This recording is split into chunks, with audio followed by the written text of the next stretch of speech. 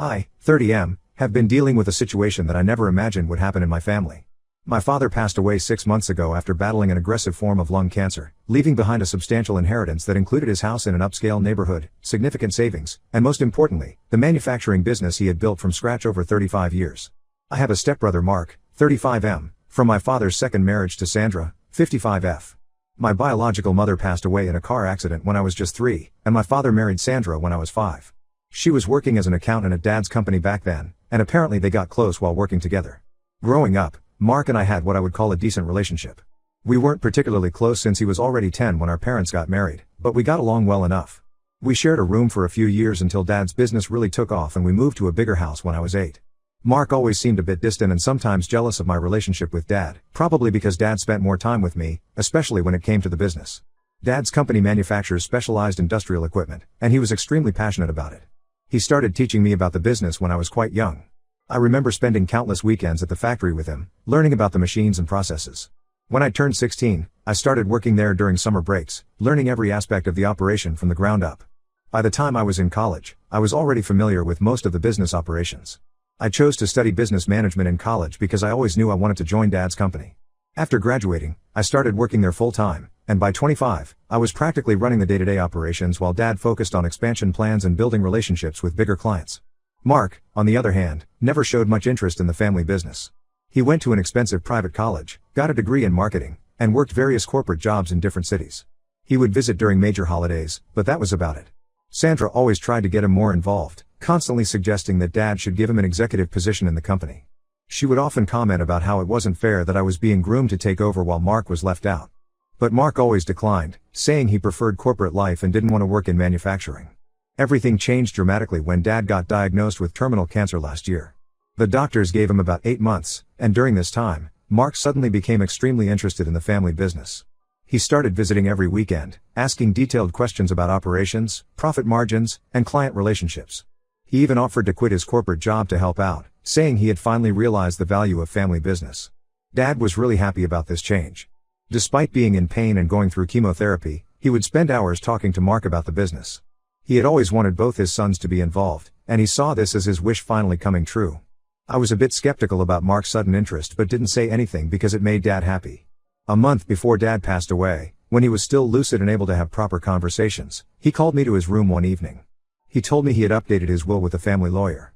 He said that while I had put in years of work in the business, he wanted to be fair to both his sons, so he was splitting everything equally between Mark and me. The business, the house, his savings, everything would be divided 50-50. He made me promise to help Mark learn the business, saying it would be good for us to work together as brothers.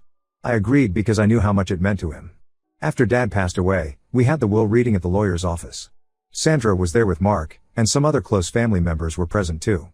To everyone's shock, the will stated that Mark would get 70% of everything, including controlling interest in the business, while I would only get 30%. I was completely blindsided because this was totally different from what Dad had told me just a month before. When I brought this up, pointing out that Dad had specifically told me about the 50-50 split, Sandra got extremely defensive. She started saying that I was trying to cheat Mark out of his rightful inheritance and that Dad had changed his mind because he realized Mark deserved more as the older son. She even claimed that Dad had told her he regretted spending so much time teaching me the business instead of Mark. Something felt very wrong about the whole situation. The family lawyer who had been handling Dad's affairs for over 20 years looked uncomfortable during the reading. When I spoke to him privately afterward, he confirmed that he hadn't drafted this version of the will. This was a completely different document from what he and Dad had prepared. I hired a private lawyer to investigate, and what we discovered made my blood boil. During Dad's last few weeks, when he was in the hospital and heavily medicated on morphine due to the pain, Mark had brought in a new will for him to sign.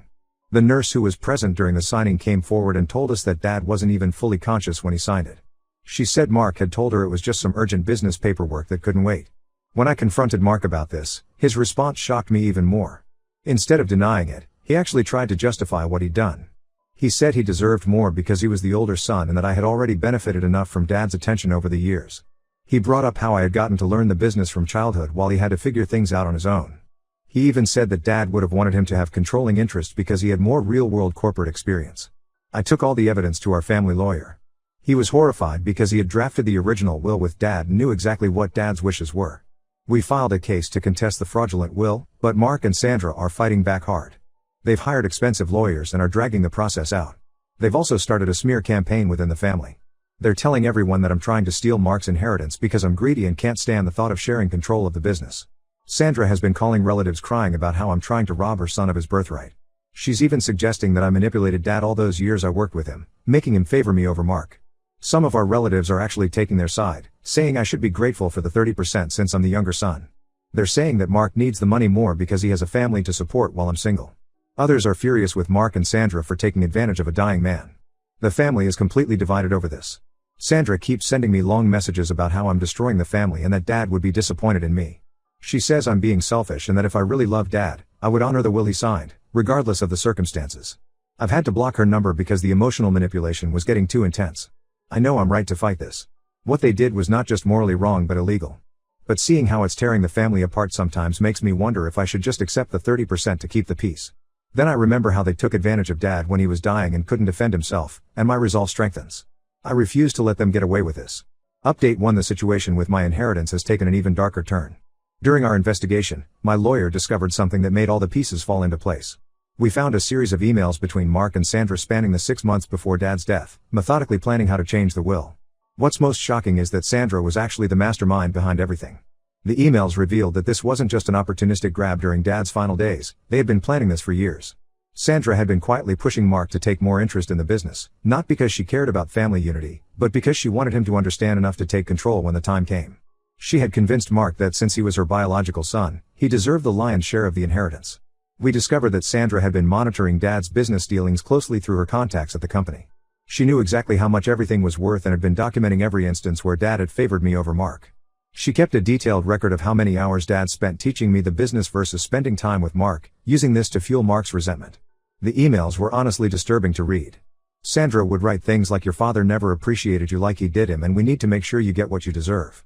She had been feeding Mark's insecurities for years, constantly reminding him that Dad had chosen to teach me the business instead of him, telling him that Dad never loved him as much as he loved me.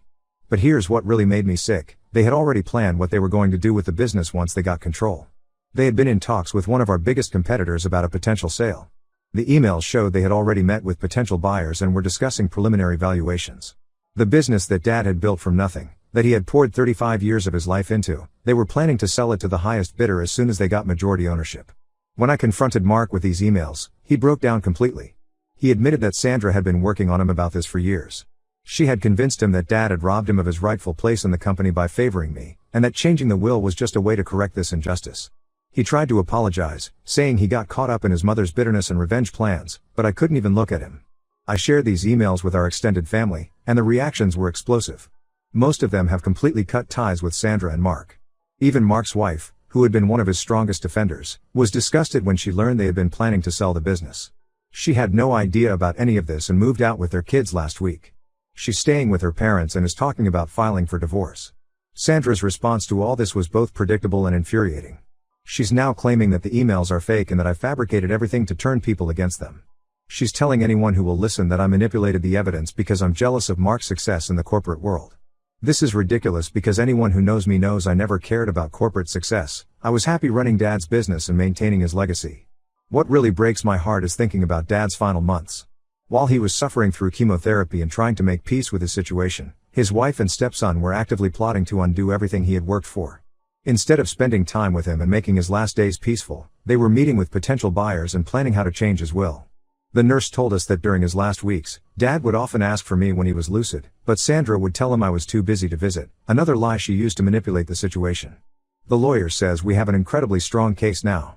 The combination of the nurse's testimony about Dad's condition when he signed the new will, the emails showing premeditation, and the evidence of them already planning to sell the business before Dad even passed away, it all paints a clear picture of their intentions. The judge has already indicated that he takes a very serious view of people taking advantage of terminally ill patients. Mark tried to reach out to me yesterday, saying he wants to make things right. He offered to withdraw his claim to the inheritance if I would forgive him. But I told him this wasn't about the money anymore, it was about how he and Sandra had betrayed Dad's trust when he was at his most vulnerable. I told him I never wanted to see either of them again. Some things just can't be forgiven. Update 2: The court case was finally settled today, but what happened in the courtroom changed everything. Mark showed up without Sandra and asked to speak to the judge privately. What he revealed in that meeting blew the case wide open and exposed an even darker side to this whole situation. Mark confessed everything and provided evidence that showed Sandra's manipulation went far deeper than any of us had imagined. He had found a hidden laptop in their house containing years of detailed plans. Sandra had been planning this even before Dad got sick. She had opened multiple secret bank accounts in Mark's name and had been slowly siphoning money from Dad's personal accounts for years, using her position as his wife to access his financial information. She had used Dad's medical condition and his strong painkillers to get him to sign multiple documents, not just the will. She had forged Dad's signature on several business documents that would have given her direct access to the company's accounts after his death. She had even prepared backdated papers showing that Dad had promised her partial ownership of the business when they got married. The most shocking revelation came when Mark explained why he finally decided to come clean. He discovered that Sandra had done something similar to her first husband before Dad. She had manipulated that situation too, gradually gaining control of most of his assets before divorcing him. The man had died shortly after, and his children had been left with almost nothing. Mark found this out when one of those children contacted him through social media, warning him about his mother's pattern of behavior. This discovery made Mark dig deeper into Sandra's past, and what he found made him realize just how calculating she had been all along. She had a history of getting close to wealthy business owners, both before and during her marriage to her first husband. Mark found old emails suggesting she had actually targeted Dad's company specifically, getting a job there to get close to him after learning about my mother's death. The judge invalidated the fraudulent will immediately after hearing all this. The original will, leaving everything split equally between Mark and me, was reinstated. But I told Mark I didn't want him to have any part of the business. He agreed and signed over his share to me in exchange for a cash settlement that was significantly less than what he would have gotten under the original will. He said he didn't deserve to be part of Dad's legacy after what he'd done. Sandra showed up at my house that evening in a complete rage. She was screaming about how I had turned her son against her and destroyed her family. She threatened to tell everyone about things I supposedly did when I was younger, claiming she had evidence of me stealing from the business as a teenager. It was all lies, but she was desperate and trying anything she could think of. I recorded everything on my phone and got a restraining order against her the next day. The most disturbing revelation came from Sandra's sister, who finally decided to speak up. She told us that Sandra had actually tried to cause problems in Dad's first marriage, to my biological mother. She had worked her way into a position at Dad's company back then and had apparently tried to create issues between my parents. After my mom died, she spent years carefully getting close to Dad before they finally got married. Learning this made me feel physically sick, thinking about how long she had been manipulating things. Some family members suggested that we should look into my mother's death more closely, but I shut that down immediately. I couldn't handle any more revelations, and dragging up the past wouldn't change anything now. Besides, I remember Dad telling me it was a clear case of a drunk driver hitting my mom's car, and that driver had died in the crash too. The whole situation has left me questioning every memory I have of my childhood with Sandra. Was anything real? Did she ever actually care about me, or was I just part of her long-term plan to get control of Dad's assets? Mark seems just as damaged by these revelations. Learning that your mother is capable of such calculated manipulation must be devastating.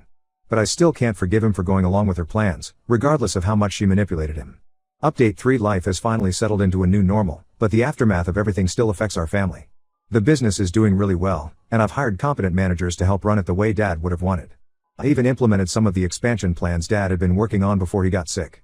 Last quarter was our best ever, and I know Dad would have been proud. Mark moved to another state with his wife and kids after they reconciled. She had initially filed for divorce but decided to give him another chance after he came clean in court and cut ties with Sandra. He sends emails occasionally, mostly about his children and apologizing again for what happened. I respond politely but briefly. We'll never be close again, but I don't wish him any harm. He's working at a marketing firm there and seems to be doing okay. Sandra wasn't done trying to cause trouble though. Last month, on Dad's birthday, she showed up at his grave making a huge scene. She had apparently been telling people that I had somehow brainwashed both Dad and Mark against her. She brought some relatives I'd never even met before, showing them proof of how I had manipulated everyone.